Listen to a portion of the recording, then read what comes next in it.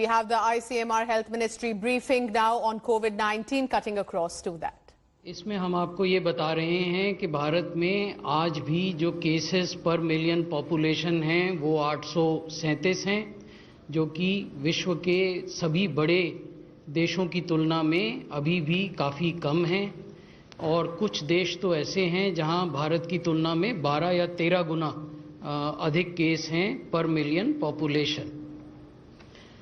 अगर हम मृत्यु को देखें पर मिलियन पॉपुलेशन के हिसाब से तो ये 20.4 है भारत में।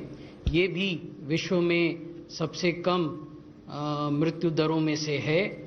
अनेक देश ऐसे हैं जो आप इस ग्राफ में देख रहे हैं जहां 21 टाइम्स या 33 times higher deaths per million population हैं।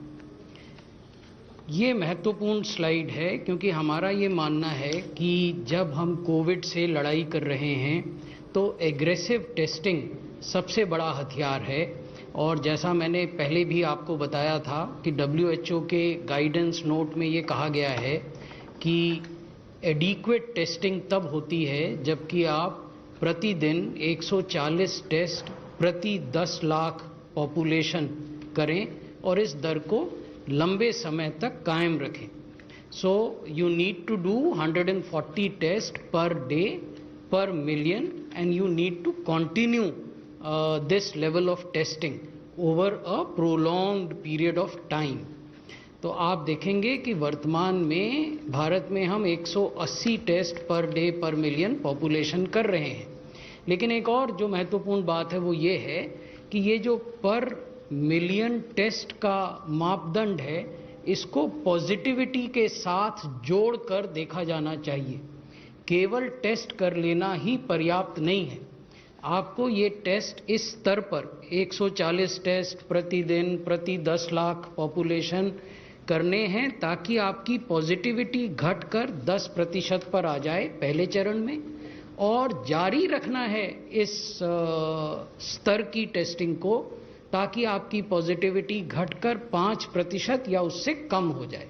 सो that is the ultimate aim, to maintain this level of testing and to bring positivity down to 5% eventually और इवन लोअर देन दैट।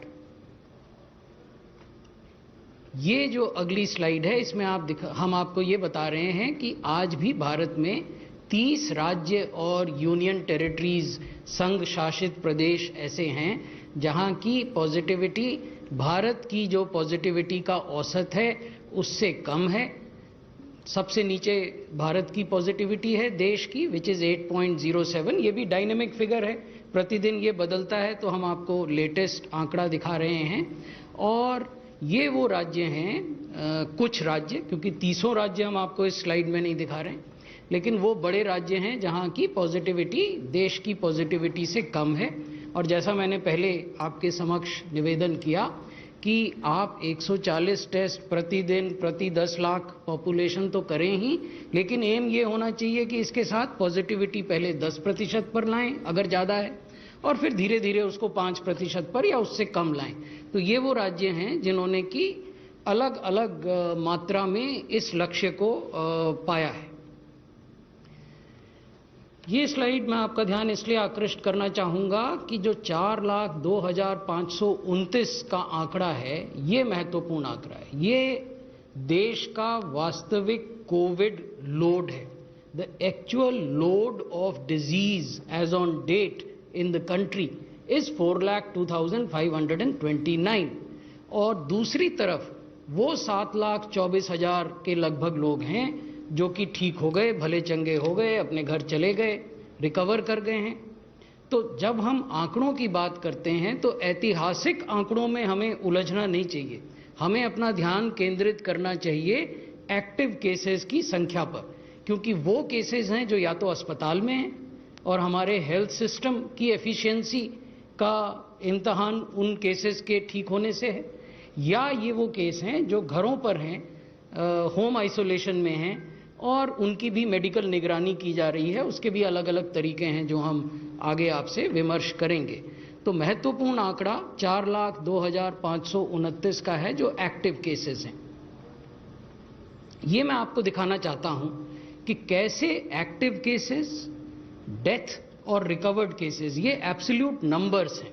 आप देखेंगे कि जो नीला हिस्सा है इस ग्राफ का, वो केसेस हैं जो एक्टिव केसेस हैं, यानी जो केस या तो अस्पताल में है या घरों में होम आइसोलेशन में है।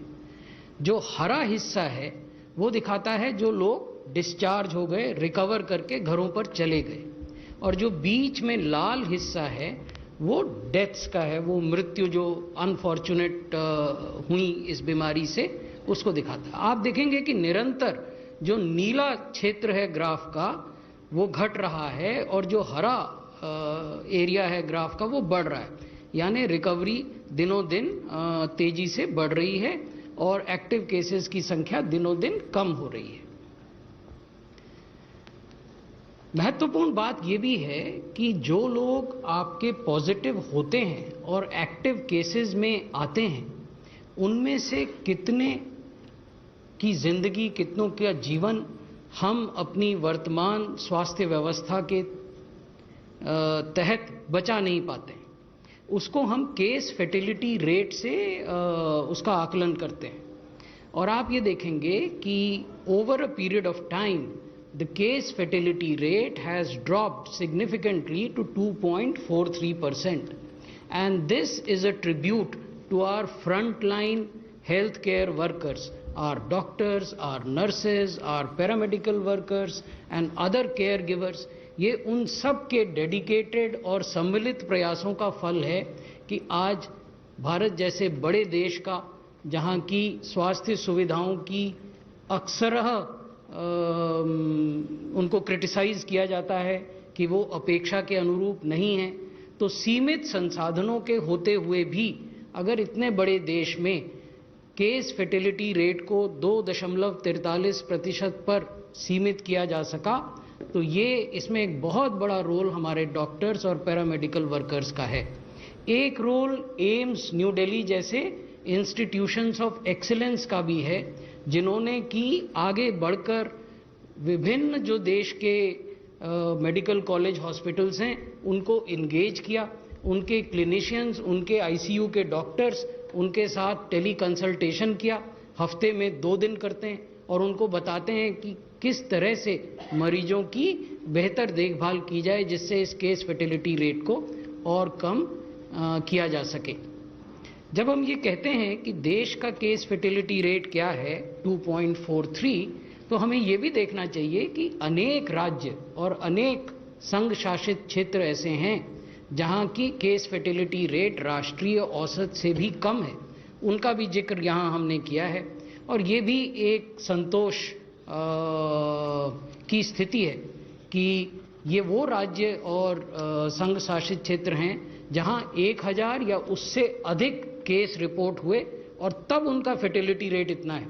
जहां मान लीजिए केवल 100 ही केस हैं या 200 केस हैं, संभवतः वहां केस फर्टिलिटी रेट की तुलना राष्ट्रीय औसत से करना उचित नहीं होगा। इसलिए हमने आपको वो तुलना दिखाई है ऐसे राज्यों की और ऐसे यूटीज की जहां 1000 या 1000 से ज़्यादा केसेस हैं, उसके बावजूद उनका केस फर्टिलिटी रेट देश के केस फर्टिलिटी रेट से बहुत कम है। तो ओवरऑल ये मेरी अंतिम स्लाइड थी। ओवरऑल मैं धन्यवाद। ओवरऑल ये निवेदन करना चाहूँगा कि अभी तक देश ने कोविड-19 के मामलों को इन्फेक्शन में हम रिस्पांस देखते हैं। पहला रिस्पांस हम मेजर कर पाते हैं वो है हमारा एंटीजन रिस्पांस, जिसको पकड़ने के हमारे पास 2 प्रकार के टेस्ट आज की तारीख में मौजूद हैं। पहला है RT-PCR टेस्ट, जो कि सभी लोग जानते हैं, हम लोग शुरू से उसको निरंतर अपने उसमें बढ़ाते जा रहे हैं और आज देश में इसके 1000 से ऊपर भी टेस्टिंग सेंटर्स मौजूद हैं। दूसरा है हमारा रैपिड एंटीजन टेस्ट, जो अभी रिसेंटली इंट्रोड्यूस हुआ है और जिसके तहत हम लोग जो टेस्ट का रिजल्ट हम लोग करीब 24-48 घंटे में भी पा रहे थे, वो आज इस टेस्ट के द्वारा मात्र आधे घंटे में पता लग सकता है। लेकिन इसमें थोड़ी सी वो है, संभ्रांति है कि सेंसिटिविटी और स्पेसिफिसिटी RT-PCR के मुकाबले थोड़ी कम है। तो पॉजिटिव हो जाते हैं, लेकिन नेगेटिव को अगर उनको सिम्टम होते हैं तो दोबारा टेस्ट किया जाता है। इन दोनों टेस्टों का एक उपयोग यह है कि व्यक्ति के ट्रीटमेंट में और मैनेजमेंट में सहायक होते हैं। ये यहां पर ध्यान देने की बात है। ये व्यक्तिगत रूप से हमको ट्रीटमेंट और मैनेजमेंट में सहायक के रूप में कार्य करते हैं दोनों टेस्ट। दूसरा हमारा टेस्ट है एंटीबॉडी डिटेक्शन टेस्ट। ये हमारा टेस्ट है जो कि हम सीरो सर्वेलेंस कहते हैं और सीरो सर्वे स्टडीज में इसको उपयोग किया जाता है। इसका मुख्य उद्देश्य है एक कम्युनिटी प्रेवलेंस और कम्युनिटी इन्फेक्शन का प्रेवलेंस एट कम्युनिटी लेवल और पॉपुलेशन लेवल असेसमेंट का, कम्युनिटी प्रेवलेंस और कम्युनिटी इन्फेक्शन का प्रेवलेंस एट कम्युनिटी लेवल और पॉपुलेशन लेवल असेसमेंट का ये हमारा एक मापदंड माना जाता है। अगर हम इसका देखें कि इसकी हमें आवश्यकता क्यों पड़ी और यह आवश्यकता क्या है साइंटिफिक स्टडीज में, तो हम जहां तक मैं एक आपको उदाहरण के तौर पर देना चाहूंगा कि हम कोई सा भी सर्वेलेंस नेटवर्क लगाएं, कहीं ना कहीं हमारे कुछ लोग इन्फेक्शन से जो संक्रमित होते हैं या जो इन्फेक्शन को एक्सपोज होते हैं वो हमारे सर्वेलेंस के दायरे से छूट जाते हैं। और वो स्वाभाविक भी है क्योंकि वो लोग एक तो वो इंक्यूबेशन पीरियड में हो सकते हैं, दूसरे वो एसिम्प्टोमेटिक फेज में हो सकते हैं, तीसरे वो प्री सिम्प्टोमेटिक फेज में हो सकते हैं, और तीसरा चूंकि हमें वायरल लोड बिल्टअप होने में हमारे अपने शरीर की अपनी क्षमता होती है जिसके अनुसार शहने शहने वायरस का हमारे शरीर में एक लेवल बढ़ता है और जब वो लेवल एक टेस्ट को पकड़ में आने की सेंसिटिविटी के दायरे में आता है तभी वो टेस्ट उसको पकड़ पाता है। तो इस प्रकार कुछ लोग हमारे इसके दायरे से बाहर रहते हैं। वो बर्डन हमको असेस करने के लिए और वो बर्डन हमको बताता है कि हमारी पॉपुलेशन में किस हद तक एक वायरस का एक्सपोजर हो गया है। तो इसी को हमने डिटेल में जानने के लिए ये सीरो सर्वे किया। आप सभी को जानकारी है कि इससे पूर्व एक आईसीएमआर ने सीरो सर्वे किया था जिसमें कि उन्होंने पूरे देश में सर्वे किया था और 0.07 प्रेवलेंस निकला था। ये दो प्रकार का सर्वे था। पहला था जिसमें सिटीज को जीरो प्रेवलेंस, मिनिमम प्रेवलेंस और मीडियम और मैक्सिमम प्रेवलेंस में क्लासिफाई किया था, और दूसरा था हैवी प्रेवलेंस डिस्ट्रिक्ट्स को, सिटीज को, जिसमें कि जब बहुत ज्यादा प्रेवलेंस था उनके सिर्फ कंटेनमेंट जोन में किया गया था। तो इसी प्रकार दिल्ली में यह सर्वे सिर्फ साउथ ईस्ट डिस्ट्रिक्ट के कंटेनमेंट जोन में किया गया था और वहां पर यह सर्वे हमको यह बताता था कि यहां पर प्रेवलेंस या वायरस का एक्सपोजर एक लेवल से आगे हो चुका है। तो इसी को पूरी तरह एस्टिमेट करने के लिए हमारा ऑब्जेक्टिव था कि दिल्ली की पॉपुलेशन में infection prevalence among general community कितना हुआ है, यह जानने के लिए हमने ये सर्वे किया था। अब जैसे कि सर्वे के उसके रिजल्ट के बारे में जाऊं तो मैं आपको दो प्रकार की बातें बताना चाहूंगा कि सीरो सर्वे और जो एंटीबॉडीज का हमारे शरीर में जो जनन होता है या जो उसका आगे बढ़ाव होता है, वो पहले हमारा रिस्पांस, बॉडी का इम्यून रिस्पांस IgM जनरेट करता है। ये एंटीबॉडी चौथे से पांचवें दिन और 5 से एसिम्प्टोमेटिक में 7वें दिन आ जाती है हमारे शरीर में। तो इस एंटीबॉडी का यह प्रकार होता है कि यह एक्टिव इन्फेक्शन को दर्शाती है और 5 से लेके 21वें दिन तक इसका डाउनफॉल चालू हो जाता है। 21वें दिन से यह ग्रेजुअली नीचे आना चालू हो जाती है। तो हमको अगर इसकी प्रेजेंस मिलती है तो यह हमको एक्टिव इन्फेक्शन दिखाती है, लेकिन चूंकि यह जल्दी राइज होती है और जल्दी फॉल होती है इसलिए हमको टोटल एक्सपोजर के बारे में इसमें उतनी जानकारी नहीं मिल पाती। इसी के साथ एक दूसरा एंटीबॉडी रिस्पांस होता है जो कि IgG होता है। यह रिस्पांस थोड़ा सा लेट जनरेट होता है 14वें से 15वें दिन के दौरान और इसकी एक सस्टेन्ड लॉन्गेविटी होती है, कुछ लंबे समय तक ये रहता है। चूंकि यह इन्फेक्शन एक नए वायरस के द्वारा है, यह मैं यहां पे आप लोगों को इसलिए हाईलाइट करना चाहूंगा क्योंकि कितने समय तक ये एंटीबॉडीज हमारे शरीर में रहती हैं इसके बारे में अभी डिटेल साइंटिफिक स्टडी के लिए उतना समय साइंटिस्ट को नहीं मिल पाया है।